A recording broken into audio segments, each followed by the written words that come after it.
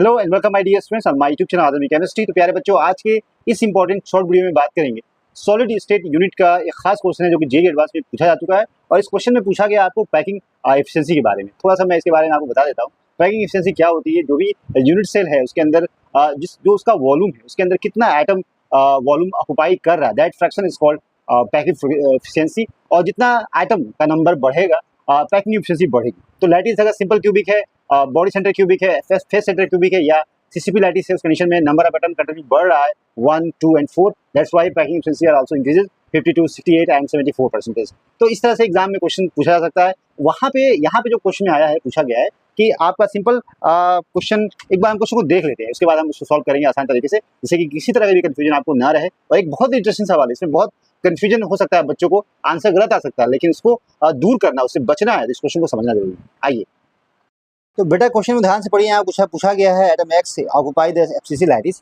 और जो face centre cubic lattice होता है, इसको हम सीसीबी कहते हैं। उस कंडीशन में कॉर्नर पे होता है और यहाँ पे फेस पे होता है 8 कॉर्नर, और यहाँ पे 6 फेसेस होते हैं। उस कंडीशन में जेड का जो नंबर होता है यहाँ पता है 4 होगा, क्योंकि यहाँ पे आपको पता है कि जो है 1/8 इंटू 8 प्लस 1/2 इंटू 6, और यहाँ पे 3 और यहाँ 1। तो total number of atom present in the lattice 4। यहाँ टेट्राहेड्रॉइड्स की बात करें तो यहाँ पे कहा गया हर जितने भी टोटल नंबर होते हैं, अगर क्यूबिक लैटिस है उस कंडीशन में नंबर वर्ड्स का नंबर जो होता है जस्ट डबल हो जाता है, n इंटू यहाँ 2 कह सकते हैं। लेकिन यहाँ अल्टरनेटिव जो टेट्राहेड्रॉइड्स का नंबर यहाँ पे 8 होगा, बट एटम प्रेजेंट होंगे अल्टरनेटिव कॉर्नर पे प्रेजेंट, उस कंडीशन में 4 हो जाएंगे। तो 4 इंटू 4 इसका यहाँ पे 8 एटम्स टोटल प्रेजेंट होंगे यूनिट सेल में। अब यहाँ पे बताया कि जो यूनिट सेल यहाँ पे दिया है, नंबर पता चल गया आपको 8 है। तो यहाँ पे रिलेशन जो होता है एज लेंथ और रेडियस में रिलेशन होता है। अगर आपको पता है कि इस तरह से अगर है उस कंडीशन में कॉर्नर पे, फेस पे और बॉडी पे, तो अगर यहाँ पे फेस डायगोनल अगर है, फेस डायगोनल है, तो उस कंडीशन में अंडर रूट यहाँ पे 2 यहाँ होता है।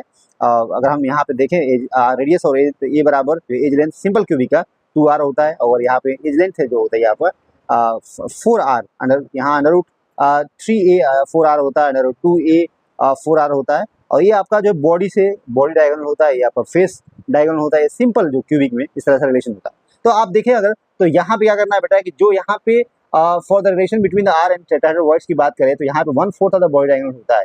तो यहाँ पे जो a रूट 4 2r होगा, क्योंकि यहाँ पे हर अल्टरनेटिव एक्सिस पे आपको 1/4 प्रेजेंट है। उस कंडीशन में एज लेंथ जो है आपका 8r/3 होगा। अब यहाँ पे अगर पैकिंग एफिशिएंसी की बात करें बेटा, तो 8 इंटू 4/3 पाई r क्यूब, क्योंकि स्फेरिकल शेप में है, तो उस कंडीशन में वॉल्यूम यहाँ 4/3 पाई r क्यूब हो जाएगा। तो 8 से मल्टीप्लाई करेंगे, टोटल नंबर ऑफ एटम 8 है, और यहाँ a क्यूब वॉल्यूम यहाँ पे आपको पता है, a की वैल्यू यहाँ पे 8r है यहाँ पे। तो इसको जब कैलकुलेट करोगे बेटा ना, तो यहाँ पे 35% आपको जो है पैकिंग एफिशिएंसी आएगी। मतलब जब भी यहाँ पे